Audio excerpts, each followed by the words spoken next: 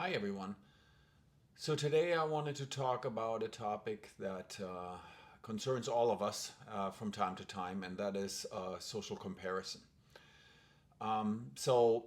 Sometimes when you start scrolling, like through social media or whatever, people usually present their best selves, right? And you're like, oh man, I wish that could be me. Oh man, oh, that's so nice. I wish I could do that. Or I wish, I had that, or whatever it is.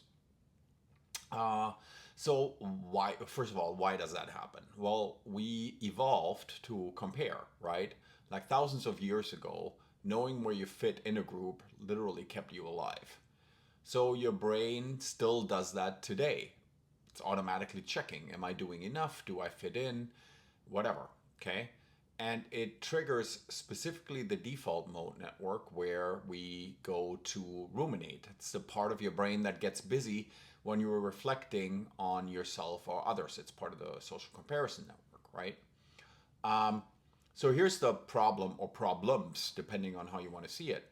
But so there's upward comparison, right? Which is looking at people ahead of you that can leave you feeling discouraged. And then there's downward comparison that is looking at people behind you. That feels good for a second, but then doesn't really build real confidence. And lateral comparison keeps you stuck on a treadmill trying to match what everybody else is doing. So, how do you want to get out of that trap? Sometimes that happens to me. So, when I go online and I see someone and I say, man, I wish I were doing that. Like, why am I not doing that? I could be doing that. And then I start reflecting on, okay, I don't really care. I mean, sorry, but if someone like shows off a new car, for example, right? I literally do not care. Do I still compare myself in a second? Yeah. But then I'm like, I really don't care. I don't want a car.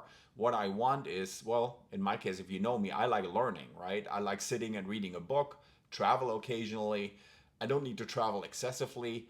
Like it's all good, but it's really how that aligns with like how I'm measuring my life is by my values, not somebody else's values and what they want, right?